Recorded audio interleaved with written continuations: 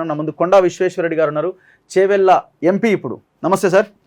So తీవ్రంగా ప్రయత్నం చేశారు మీరు, మీ ఫ్యామిలీ, సో అంతా మీ ఆఫీసు, మీ నెట్వర్క్ అంతా గట్టిగానే వర్క్ చేసినట్టున్నారు.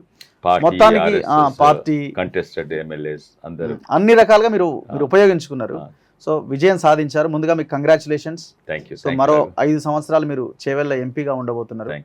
సో ఎట్లా ఫీల్ అవుతున్నారు ఈ సమయంలో?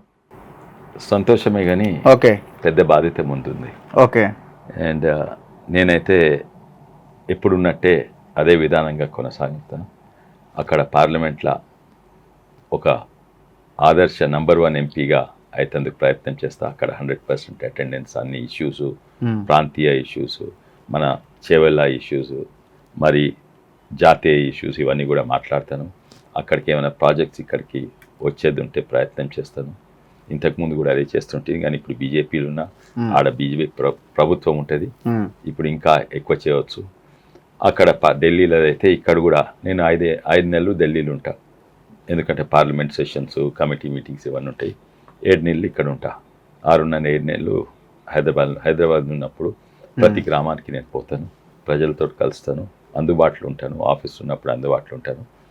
అదే కాక ఎన్నో తెలంగాణ ధనిక రాష్ట్రమే కానీ మా వికారాబాద్ రంగారెడ్డి జిల్లా రోడ్లైనా లేకుంటే ఎన్నో ఇష్యూస్ ఉన్నాయి.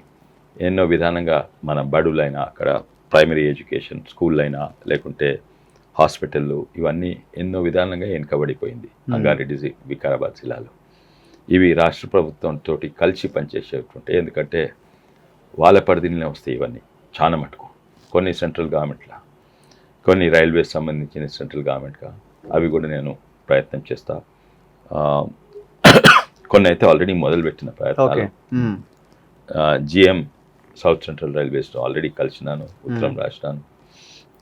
అట్లనే తాండూరులో పొల్యూషన్ గురించి నేను ఇక్కడ national council for building material అక్కడ పోయి కలిసినాను. తర్వాత 100 కోట్లు వికారాబాద్కు కేటాయించారు ఆల్రెడీ మొన్న. దాన్ని డిపిఆర్ ప్లాన్లు చూసి ఎట్లా మ్యాక్సిమం ఆ 100 కోట్లు అన్నిట్లా మంచిగా ఎట్లా వాడుకున్నా, అది కూడా నేను టూరిజం డిపార్ట్మెంట్ పోయి మాట్లాడినా.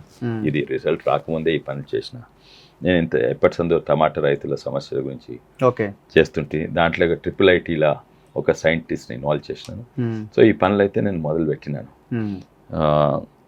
అయితే ఎంపీ ల్యాడ్స్ ఇంతకుముందు కూడా నేను 400 గ్రామాలకు ఇచ్చిన. అది కూడా మంచిగా ఉపయోగం ఎట్లయితుంది, ఎందుకంటే అందరూ వచ్చి అడుగుతారు, ఎవరికి ఎక్కువ వస్తుంది వాళ్ళకు.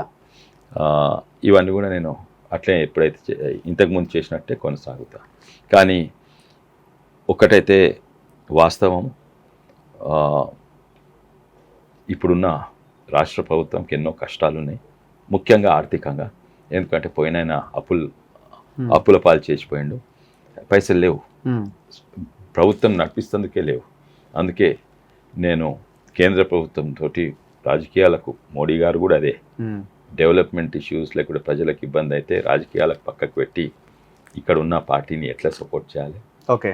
అండ్ అట్లనే ఇక్కడ కేంద్రం నుంచి పథకాలు తెస్తే అవి డైవర్ట్ చేయకుండా దాని కొరకే వాడేటట్టు చూస్తాను. నేనైతే తప్పకుండా చూస్తాను.